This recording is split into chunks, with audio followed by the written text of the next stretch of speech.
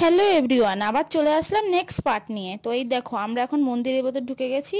তো মন্দিরে এখন আরতি হচ্ছিল, সন্ধে হয়ে গেছিল অবশ্যই। আর ঘড়িতে বাজে 8:45-র মতন, আর আমাদের এখানে সন্ধে একটু দেরিতেই হয়। আর এদিকে আমি মন্দিরটা একটু ঘুরে দেখছি, আর কি বলবো, মন্দিরটা যা সুন্দর। আর এখানে কত ময়ূর ডাকছে, অবশ্য আমাদের এখানে ময়ূর অনেক আছে। এই যে পিছনের দিকটায় যত দেখছো, পিছনে যা ঘরবাড়ি আছে এগুলো ঘরবাড়ির কম বেশি পাহাড়, খুব বড় বড় পাহাড়। আর জাস্ট তোমরা এই সিনটা দেখো, যে এখানে আমি যাচ্ছি। বাহুবলী সেই বইটা দেখেছিলে? বাহুবলীতে যেরকম সিনটা, মানে ব্যাকগ্রাউন্ডটা যেরকম বানানো ছিল, সেই সেই লেভেলের। আমার তো খুব ভালো লাগছিল এখানে গিয়ে, কি সুন্দর হাওয়া।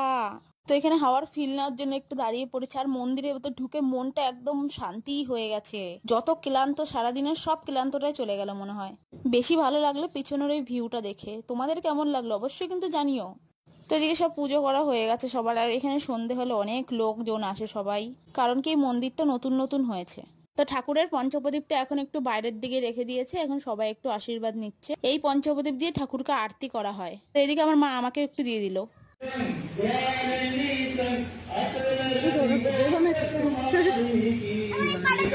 রাজা হাই কর দে, রাজা হাই কর। কেরম করে খায়? এই যে আমার বাবা ঘুরতে গেছিল বাবার সঙ্গে। তো এদিকে আমরা এই বড় মন্দিরটা ঘুরে এবার আমরা একটু ভেতর দিকে যাচ্ছি। আর দেখো কি সুন্দর লাগছে, লাইটিং করা পুরো। এইটা বলবেই না কেউ মন্দির, এটা বলবে বড় একটা রাজবাড়ি। তখন ভেতর আর একটা মন্দির আছে, ওই মন্দিরটার ভেতর আমরা এখন ঢুকবো। দেখো কত এখানে কত সুন্দর সাজানো আছে, বা অনেক কিছু পেন্টিং করা আছে। এই দেখো আর একটা মন্দির এখন আমরা ঢুকে গেলাম। তো আমি এদিকে একটু দেখাচ্ছি, এইটা হলো ভোলেনাথ আছে এখানটা।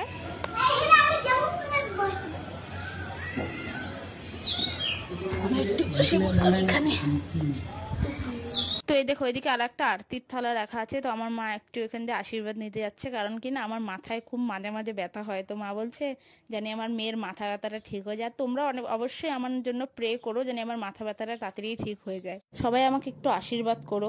এখন মন্দিরের সাইডগুলো একটু আমরা ঘুরে নেব। তো আমরা এখন আস্তে আস্তে বাড়ির দিকে চলে যাব। তো মন্দিরটা খুব সুন্দর লাগছে। এই দেখো, এই যে আমার বাবা দাদা দাঁড়িয়ে রয়েছে।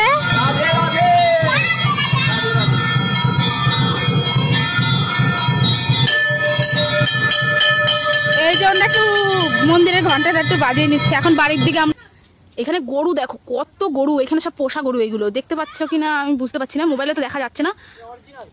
এই দেখো, হ্যাঁ অরিজিনাল গরু না তো কি, দেখো তাকাও। আজকাল এগুলো পোষা গরু সব। এই দেখো অনেক বড় একটা গেট। এই যে এমনি খোলাই গরু সব, এগুলো পোষা সব গরুগুলো। এখানে অনেক বড়। তো জানো তো এই মন্দিরের পাশে না আর একটা ছোট মন্দির আছে, কিন্তু এই মন্দিরটা কেউ জানে না, আর বেশিরভাগ কেউই যায় না। কারণ কি এটা একটা খুফিয়া মন্দির, পুরো পাহাড়ের ভেতরে। এই যে দেখছো তো সিঁড়িগুলো বানানো, সব বানানো, এগুলো পুরো পাহাড় কেটে কেটে এই মন্দিরটা বানানো। তো এটা যদি দিনে হতো আমি খুব ভালো মতন দেখাতে পারতাম, রাত তো এত বোঝা যাচ্ছে না। আর প্লিজ তোমরা একটু জানিও ভিডিওটা আমার কেমন